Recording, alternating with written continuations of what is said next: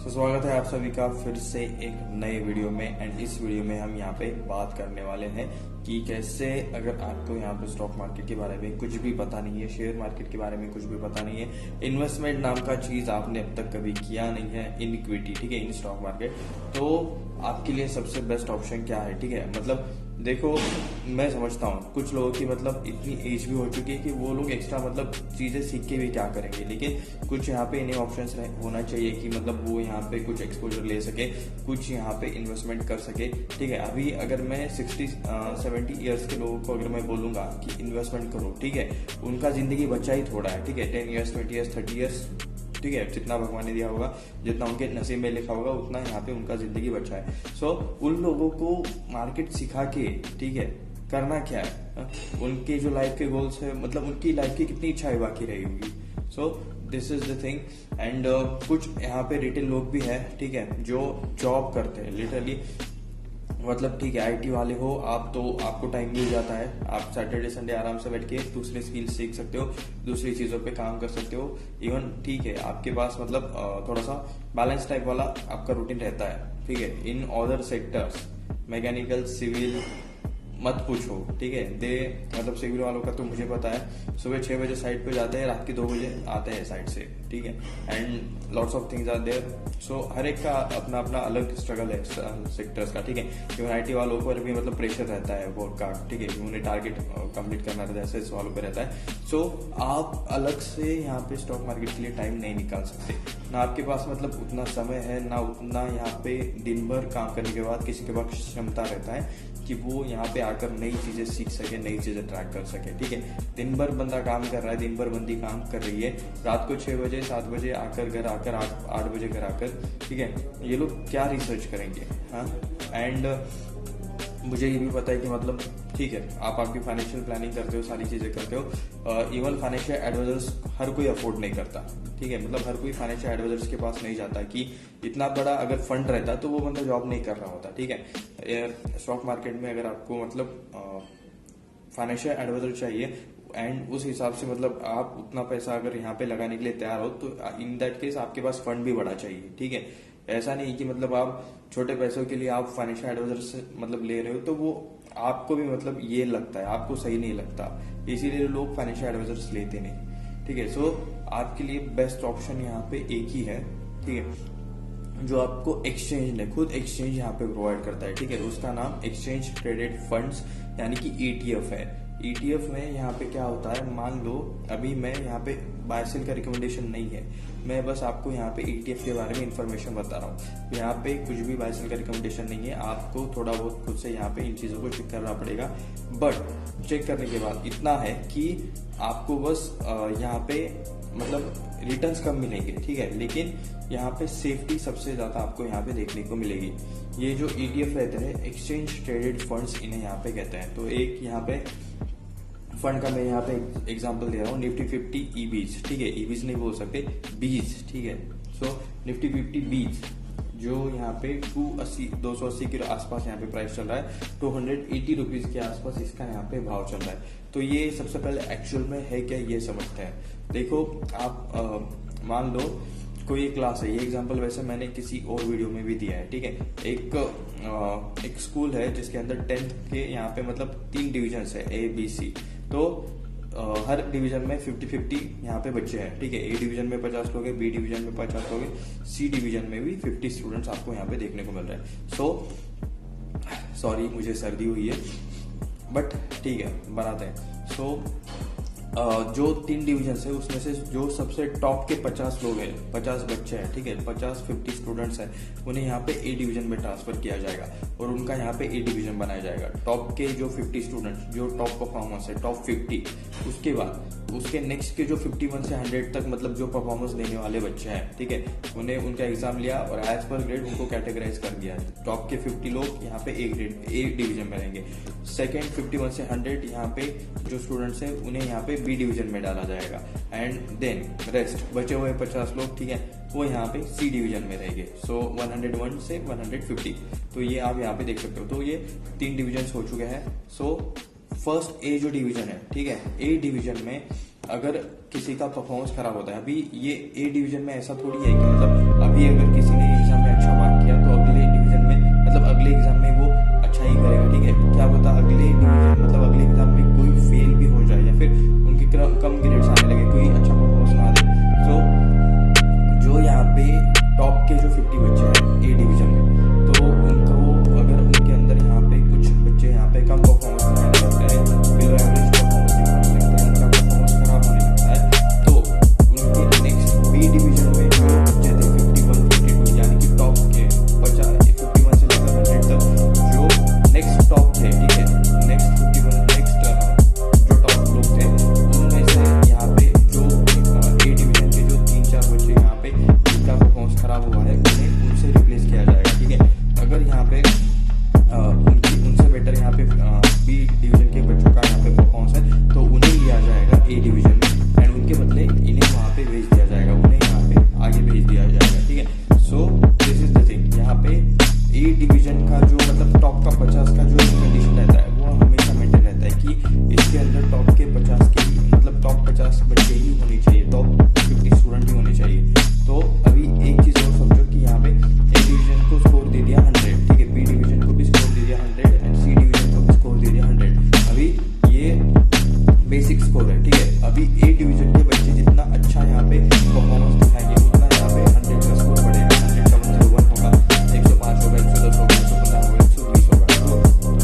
And उसके बाद यहाँ पे बी डिवीजन का भी जो है, ठीक है, वो भी मतलब अगर वो अच्छा स्कोर करते हैं तो उसका 100 से 101 होगा, 102 होगा, ठीक है। थोड़ी ए डिवीजन से उनकी ग्रोथ स्लो रहेगी क्योंकि ये यहाँ पे टॉप 50 नहीं है, ठीक है, ये नेक्स्ट टॉप 50 है।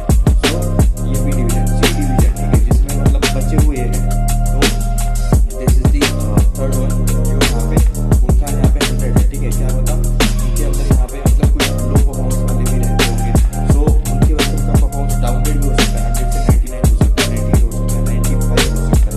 सो ऐसी वाली चीजें आपको यहाँ पे थर्ड डिवीजन में देखने को मिल सकती है। सो अभी यहाँ पे ये 100 का जो स्कोर है, ठीक है, अभी चीजें यहाँ पे रिलेट करो, ये जो क्लासेस थे, ठीक है, ये जो स्टूडेंट थे फर्स्ट ए डिवीजन के जो स्टूडेंट्स थे 1 से लेकर 50 तक, ये निफ्टी 50 की 50 कंपनीज है जो कि यहाँ पे इंडिया की टॉप की 50 कंपनीज आपको यहाँ पे देखने को मिलती है, ठीक है। टॉप की इंडिया की 50 कंपनी निफ्टी 50 के अंदर जो कुछ कंपनीज है वो यहाँ पे ए डिवीजन के 1 से 50 बच्चे हैं, ऐसा यहाँ पे समझ लो। सेकंड बी डिवीजन जो हमने बोला था वो निफ्टी नेक्स्ट 50 है जो कि 51 से लेकर 100 नंबर तक की कंपनी है। तो ये चीज तो आपको यहाँ पे समझ में आ गई होगी। सो निफ्टी 50 में अभी जो स्कोर लगाया था ना ए डिवीजन का 100, तो वो है यहाँ पे उसका बेस वैल्यू कि मतलब निफ्टी 50 में अगर आपको इन्वेस्ट करना है तो उसमें से हर एक कंपनी में आपका यहाँ पे पैसा लगेगा, ठीक है। जो कुछ भी ETF ने एक्सचेंज ट्रेडेड फंड्स ने तय किया है उसके हिसाब से लगेगा, वेटेज के हिसाब से, ठीक है।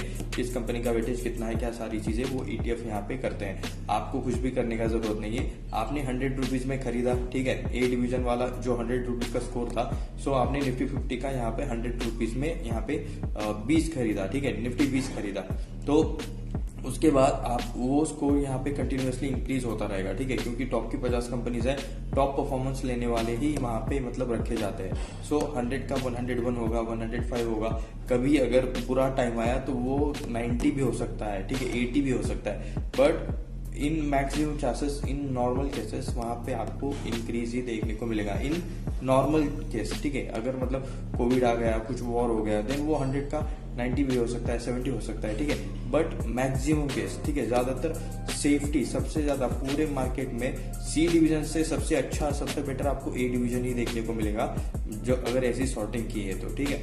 सो दिस ये वाली थिंग है। सो आपका ऑलरेडी टॉप में यहाँ पे टॉप के 50 लोगों में, टॉप के 50 कंपनीज में आपका इन्वेस्टमेंट लग जाता है। अगर आप समझो 100 रुपीज देके आप वहां पे उसका एक शेयर खरीद लेते हो, ठीक है, 100 यानी कि हर एक कंपनी में आपका 2 रुपए लग गया। अगर 50 कंपनीज के हिसाब से, अगर हर एक में 2 रुपए के हिसाब से बात करें तो ये चीज है। एंड वो लेने के बाद आपको चीजें ट्रैक नहीं करनी कि कौन सी कंपनी खराब काम कर रही है, कौन सी कंपनी यहाँ पे अच्छा काम कर रही है, कौन सी कंपनी का परफॉर्मेंस खराब हो रहा है। किसको किससे रिप्लेस करना है, ये आपका काम नहीं है, ये एक्सचेंज का काम है, ठीक है।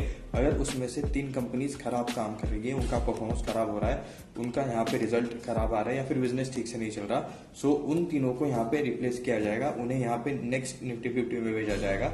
और निफ्टी नेक्स्ट 50 यानी कि जो 51 से 100 के जो बच्चे थे, ठीक है, स्टूडेंट्स थे, उनमें से जो टॉप के परफॉर्मेंस थे, टॉप के 3 लोग, ठीक है, उन्हें यहाँ पे ए सेक्शन में ऐड किया जाएगा, ताकि ए सेक्शन का यहाँ पे जो स्टेटस है वो हमेशा कंटिन्यूस रहे, ए सेक्शन में हमेशा ग्रोथ वाली कंपनीज रहे, ए सेक्शन में हमेशा ग्रोथ वाले स्टूडेंट रहे, ठीक है। दिस इज दी रीजन, ये आपको यहाँ पे चीज समझनी चाहिए। तो यहाँ पे आपका काम बस ये था कि आपने 100 रुपीज लगाए, 100 रुपीज लगाते वक्त आपको भी मतलब सोचना चाहिए कि क्या 100 रुपीज के भाव पर ये सही है, ये सारी चीजें आपको भी मतलब स्टार्टिंग में लगाते टाइम ये करना चाहिए। बट कंपनीज के बारे में आपको मतलब अगर आपको टॉप के कंपनीज में जाना है, सेफर साइड, सबसे ज्यादा सेफर साइड खेलना है, एंड विथ मतलब स्लो रिटर्न्स मिलेंगे तो भी चलेगा, ऐसा टाइप वाला आपका है, ठीक है।